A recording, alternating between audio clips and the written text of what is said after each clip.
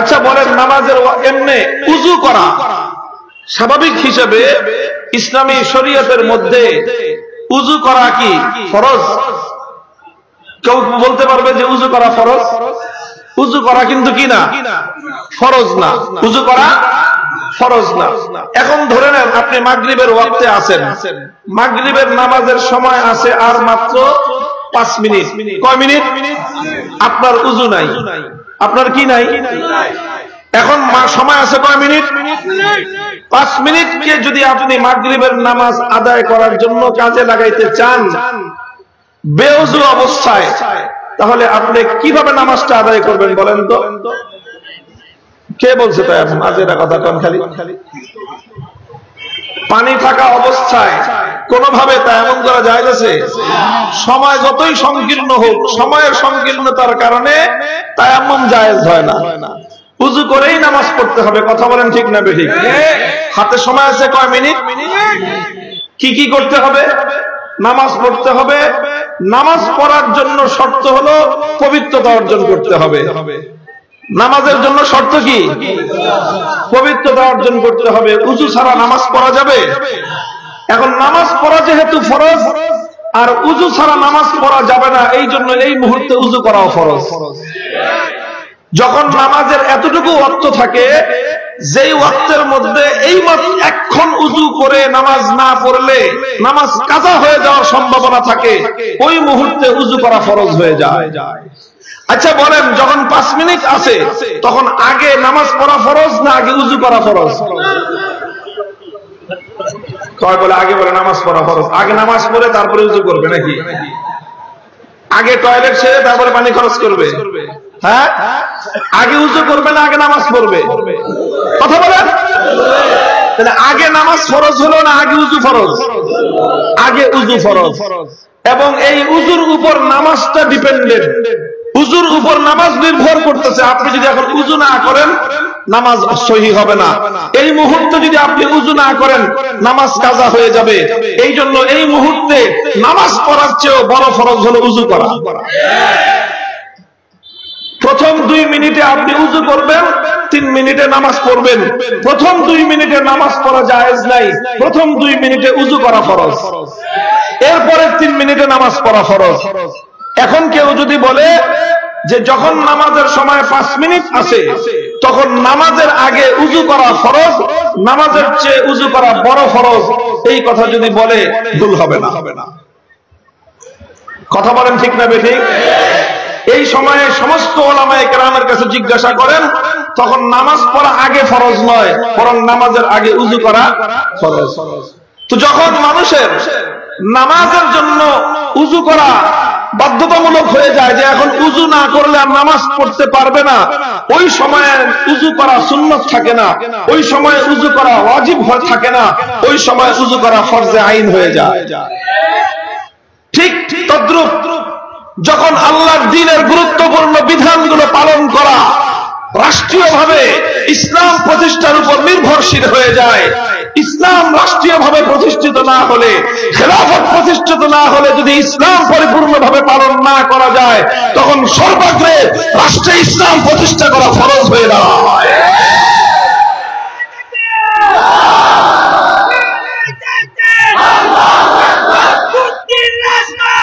হাফিজ হুজুর রাহমাতুল্লাহি আলাইহি এই কথাই বলেছিলেন যে খেলাফত প্রতিষ্ঠার জন্য সংগ্রাম করা এখন আহাম্মুল ফারায়েজ। কারণ এই ফরজ আদায় না করার কারণে ঈমানের মধ্যে ত্রুটি থাকতেছে, এই ফরজ আদায় না করার কারণে নামাজের মধ্যে ত্রুটি থাকতেছে, এই ফরজ আদায় না করার কারণে যাকাতের মধ্যে ত্রুটি থাকতেছে, এই ফরজ আদায় না করার কারণে শরীয়তের অসংখ্য বিধানের মধ্যে ত্রুটি থেকে যাচ্ছে। বলবেন কেমনে ত্রুটি থেকে যাচ্ছে? কেমনে ত্রুটি থেকে যাচ্ছে? এই প্রশ্নের জবাব দেই, কেমনে ত্রুটি থাকতেছে? এইভাবে এই গন্ডগোলের দাম্পত্য কলহের মধ্যে পড়ে আগামীর প্রজন্ম ধ্বংস হবে। ছেলেদের স্কুল পড়াশোনা বন্ধ হয়ে যাবে, ছেলেদের ভরণ পোষণ সুন্দরভাবে হওয়া বন্ধ হয়ে যাবে, সব কিছু ধ্বংস হয়ে আমাদের সমাজ ওই পাশ্চাত্যের লাগামহীন এক সমাজে পরিণত হবে, যেই সমাজে বহু মানুষ জানে না তার বাবার পরিচয় কি, বহু মানুষ জানে না তার বাবা এবং মাকে। এইভাবে সেই সমাজের মধ্যে লাওয়ারিস সন্তান অসংখ্য জন্ম নিয়েছে। এরকম এক অন্ধকার সমাজ যেখানে বাতির লাল নীল বাতির আলোর ঝলকানি আছে, সেখানে উন্নত মানের দামি বাড়ি আর গাড়ি থাকতে পারে, কিন্তু অনেক উন্নত মানের আসবাবপত্র থাকতে পারে, এসি ঠান্ডা বাতাস থাকতে পারে, কিন্তু শীতাতপ নিয়ন্ত্রিত সেই 10 তলা 20 তলা সেই হাই রাইজ বিল্ডিং এর সুন্দর মনোরম সুসজ্জিত কামরার মধ্যে ঘুমাইতে হলে 3টা ঘুমের ট্যাবলেট খেয়ে ঘুমাইতে হয়। শান্তি নাই পরিবারগুলোর মধ্যে, কারণ পরিবারের মধ্যে দাম্পত্য কলহ। এটা হলো কারণ যে তারা ইসলামের এই পারিবারিক বিধানটা পশ্চিমা জগৎ গ্রহণ করে নাই। পশ্চিমা জগৎ ইসলামের অনেক কিছুই তারা নকল করেছে, ইসলাম থেকে অনেক কিছুই তারা গ্রহণ করেছে। ইসলাম থেকে যেই সব জায়গাগুলোতে পশ্চিমা জগৎ গ্রহণ করেছে সেই জায়গাগুলোতে পশ্চিমা জগৎ সাকসেসফুল হয়েছে। যেই জায়গাগুলোতে ইসলাম থেকে তারা গ্রহণ করে নাই, বরং ইসলামকে তারা ডিনাই করেছে, ইসলামকে তারা প্রত্যাখ্যান করেছে, সেই জায়গাগুলোতে ইউরোপ এবং আমেরিকায় অশান্তির দাবানল দাউ দাউ করে চলতেছে।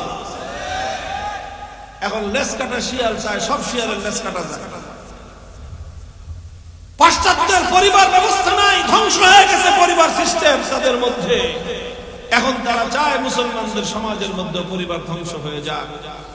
এই জন্য মুসলিম সমাজের মধ্যে তারা তাদের এজেন্সি তৈরি করেছে, এজেন্ট তৈরি করেছে, দালাল আর চামচা গোষ্ঠী তৈরি করেছে, পেইড এজেন্ট তৈরি করেছে, যারা টাকা দিয়ে পয়সা দিয়ে মুসলিম সমাজের মধ্যে ইহুদি খ্রিস্টানদের এজেন্ডা বাস্তবায়ন করার জন্য কাজ করে। তাদেরকে টাকা পয়সা দিয়ে ওরা লালন পালন করে। ওরা চায় মুসলিম সমাজের মধ্যে সুন্দর চমৎকার চলমান এই বিধানটাকে ধ্বংস করে দিতে।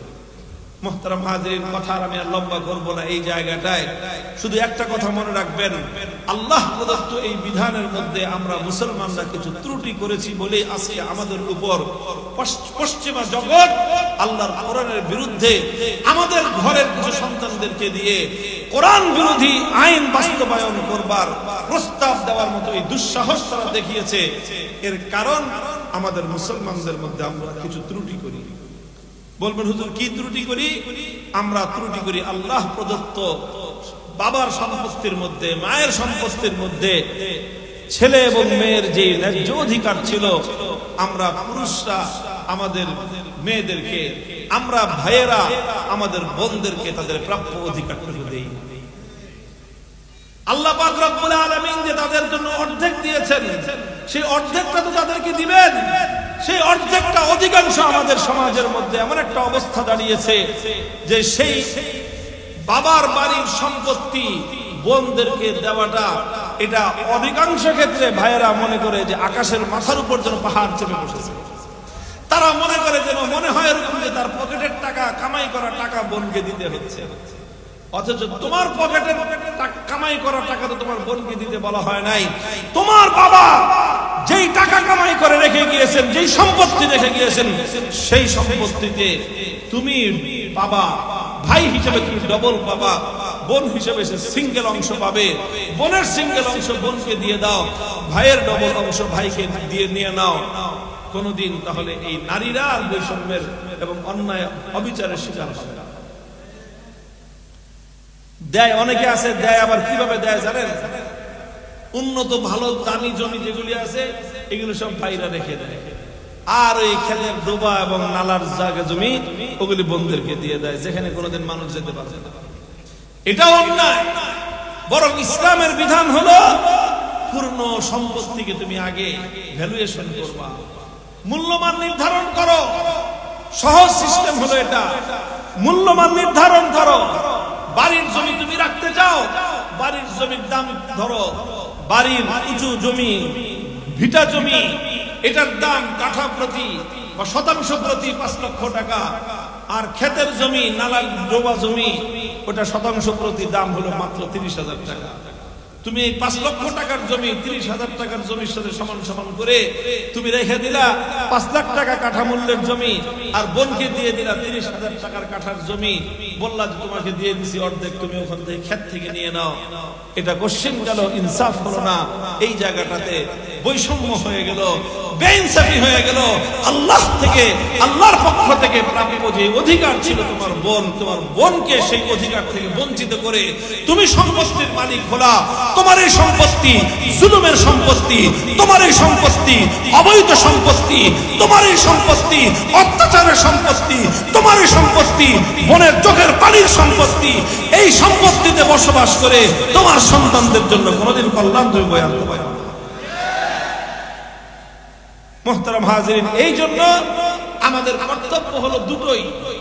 আমাদের কর্তব্য হলো সব জায়গাতে ইসলাম যে অধিকার দিয়েছে নারীকে, সেই অধিকার বাস্তবায়ন নিশ্চিত করো। নতুন করে ইসলামের কোন বিধানকে চ্যালেঞ্জ করতে আসো না। ইসলামের বিধানকে যদি চ্যালেঞ্জ করতে আসো, সমাজ বিপর্যয় ঘটবে, সমাজে বিপর্যয় ঘটবে, পরিবার ব্যবস্থা বিপন্ন হবে, সমাজ ব্যবস্থা বিপন্ন হবে, আগামী প্রজন্ম ধ্বংস হয়ে যাবে। আল্লাহ পাক রব্বুল আলামিন আমাদের সকলকে বুঝবার তৌফিক দান করেন। মুহতারাম হাজিরিন, কিছু কথা আমি এলোমেলো বললাম। আমার মূল কথা ছিল একটাই, সবাই সব কথা বুঝে আসবে এটা কোনো জরুরি না। দুনিয়ার সব কথা সবার বুঝে আসে না। যতটুকু সামান্য আমি দু একটা তথ্য দিলাম, যুক্তির আলোকে কথা বললাম এবং বাস্তবতার আলোকে অভিজ্ঞতার কথা, ভবিষ্যৎ শঙ্কার কথা আমি তুলে ধরলাম। এগুলো হলো কথার কথা। মূল কথা হলো এই যে মানুষের জন্য কোনটা কল্যাণ হবে, মানুষের জন্য কোনটা অকল্যাণ হবে, এটা মানুষের চেয়ে মানুষের সৃষ্টিকর্তা অনেক বেশি বুঝে।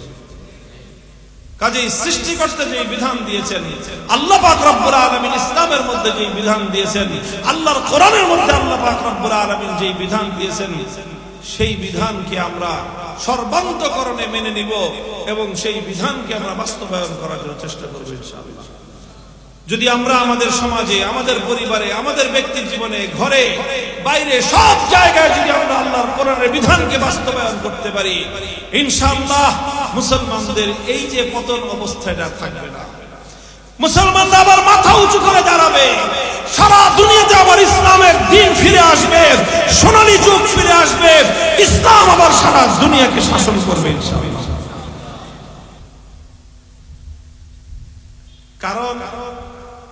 কারণ ইসলামকে আল্লাহ পাক রব্বুল আলামিন এমন ভাবে বিন্যস্ত করেছেন যে মানুষ যদি ইসলামকে পরিপূর্ণভাবে অনুসরণ করে, তাহলে মানুষের দুনিয়া এবং আখিরাত, ইহকাল এবং পরকালের মুক্তির জন্য, শান্তির জন্য, মানুষের সকল সমস্যা, ব্যক্তি, পারিবারিক